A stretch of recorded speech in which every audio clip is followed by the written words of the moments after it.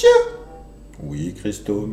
c'est vrai que c'est la France qui va accueillir les Jeux Olympiques en 2024? En effet, mais on peut se concentrer sur le cours d'aujourd'hui.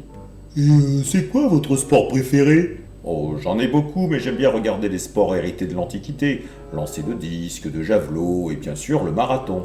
Le quoi? Le marathon, 42 km et 195 mètres, distance héritée de la célèbre bataille de Marathon en 490 avant Jésus-Christ. Je comprends pas, c'est une course ou une bataille? Les deux.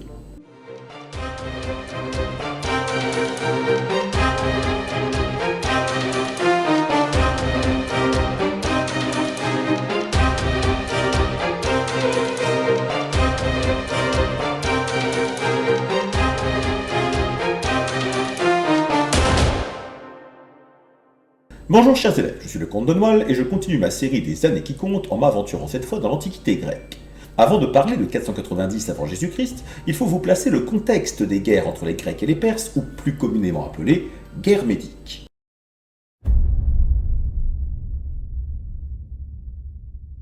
Darius Ier était le roi des rois, grand roi des Perses ainsi que pharaon d'Égypte. Il monta sur le trône à l'aide d'un coup d'État à 30 ans en 521 avant Jésus-Christ.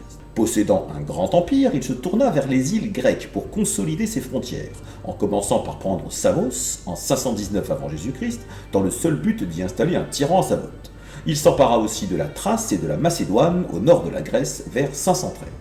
Vous vous doutez que ce qui n'est que de petites conquêtes pour Darius apparaissent comme une grande menace pour les Grecs, qui voient leurs cités tomber les unes après les autres, soit par le combat, soit en se rendant. En 499 avant Jésus-Christ, les îles grecques d'Ionie, en particulier Milet, se révoltèrent contre la domination perse et demandèrent l'aide des Athéniens. 20 bateaux furent envoyés par la cité pour incendier Sardes, capitale de la province perse de Satrapie. Les Perses intervinrent, reprirent leur territoire et firent brûler le port de Milet. Mais Darius était rancunier et il n'était pas prêt d'oublier l'attaque des Athéniens.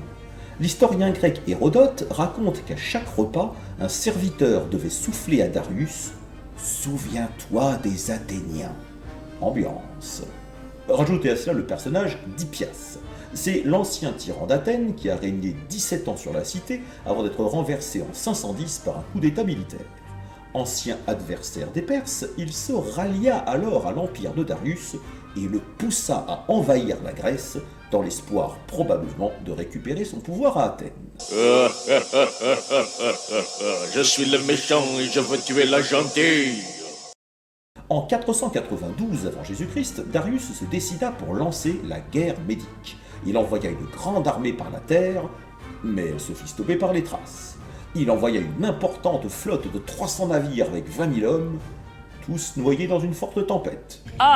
En 491, le roi perse envoya des ambassadeurs réclamer aux cités grecques de la terre et de l'eau, autrement dit leur soumission.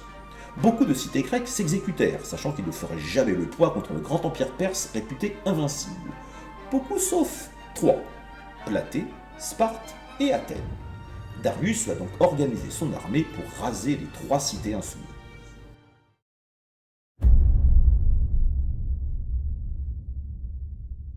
Comme vous vous en doutez, les forces sont très inégales. Côté perse, une armée de 300 navires, 1000 cavaliers, des archers et plus de 25 000 fantassins, peut-être plus encore, menés par Datis, un général perse implacable. Il a déjà saccagé l'île de Naxos, il fait partie des militaires qui ont repris l'Ionie en 494, il a détruit la cité d'Érythrée et réduit tous ses habitants en esclavage. Bref, un homme très doux. Moi, d'où tu veux rire? À côté de lui, le général Artaphène, le propre neveu de Darius, celui qui avait assiégé et brûlé la ville de Milet. Et enfin, Hippias, le vrai traître de tragédie grecque, prêt à aider les Perses à raser la gentille Athènes, la ville dont il a été le tyran 20 ans plus tôt. Il a la rancune tenace. Mais pourquoi me veut-il du mal? Parce que c'est un méchant. Mais pourquoi moi? Parce que t'es une gentille. Du côté grec, qu'avons-nous? La cité d'Athènes, prêt à envoyer 9000 hoplites au combat. Pour mémoire, un hoplite est un soldat grec, citoyen libre, lourdement armé d'une lance de plus de 2 mètres, d'une épée courte, d'une armure de bronze et d'un gros bouclier rond. D'ailleurs, hoplite vient de hoplon, bouclier rond. La spécificité des soldats grecs par rapport aux Perses, c'est qu'ils combattent en rang serré, épaule contre épaule, ce qu'on appelle la phalange. Chaque bouclier s'appuyait sur le bouclier du voisin, recouvrant l'hoplite des jambes au menton, formant une carapace infranchissable. L'armée athénienne est dirigée par le stratège Miltiade, 60 ans, qui avait une grande expérience des campagnes militaires puisqu'il avait participé à certaines campagnes avec le roi perse Darius en 514 avant Jésus-Christ. Eh oui, ils se connaissent tous. Platée n'envoya qu'1 millier d'hommes, ce qui apparaît peu, mais Platée n'est pas une grande cité comme Athènes. L'effort est donc important, et Athènes saura se souvenir de cette aide plus tard. Quant à Sparte, figurez-vous qu'ils n'envoyèrent personne. Par lâcheté devant la grande armée perse? Non, non, ils avaient plus important à faire. Ils étaient en pleine fête d'Apollon, et l'interrompre serait un sacrilège. Eh oui, la vie est une question de priorité.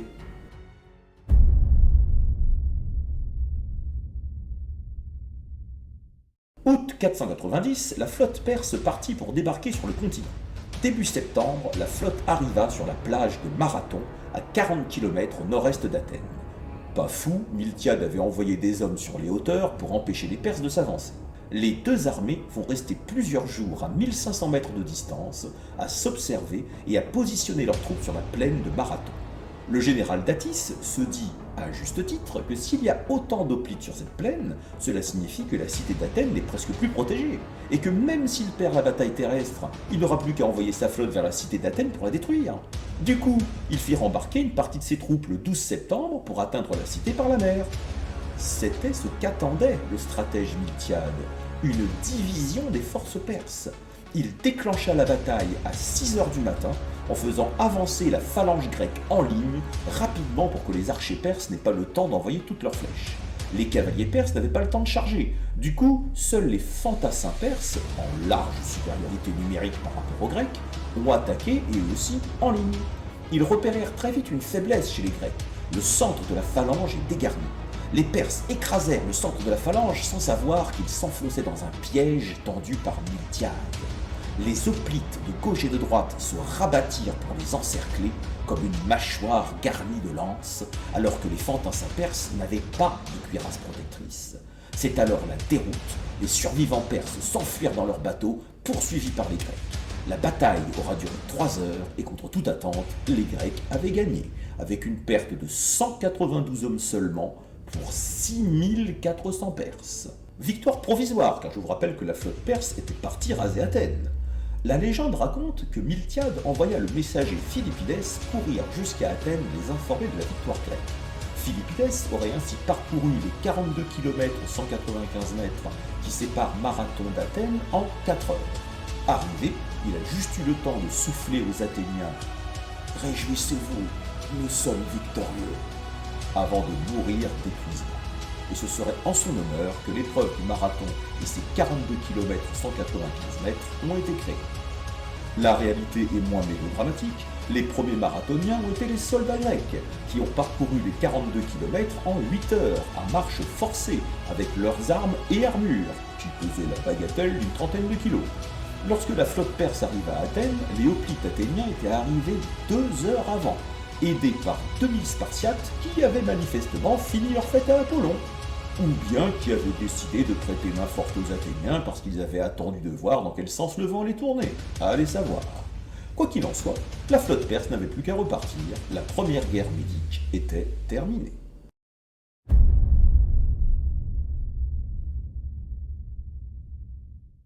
Pour Datis et Hippias, ce fut la fin. Datis fut retrouvé et tué par les Spartiates sur l'île de Mykonos, Hippias lui fut retrouvé et tué sur l'île de Lemnos. Darius, le roi des rois, fut contrarié de ce qu'il considérait comme une petite défaite, une échauffourée, une petite tache sur le grand manteau de son empire. Pour les Grecs, ce fut tout autre chose.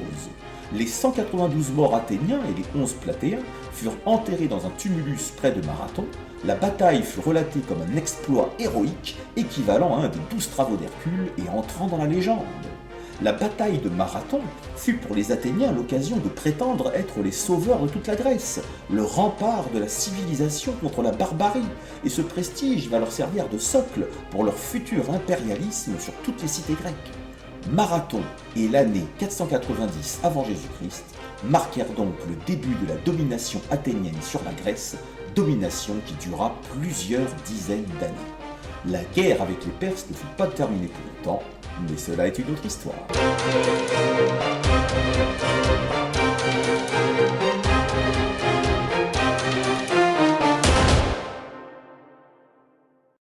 Donc le vrai marathon, ce serait 42 km de marche avec un poids de 30 kg. Techniquement, oui. Remarquez, les Grecs, on les comprend, hein. Nous aussi, à ce compte, on est des marathoniens. Comment ça? Ben oui, nos sacs ils pèsent très lourd eux aussi. Et puis on a nos armes dedans. Trousse, équerre, compas, crayon. Je crois qu'on tient une nouvelle discipline olympique.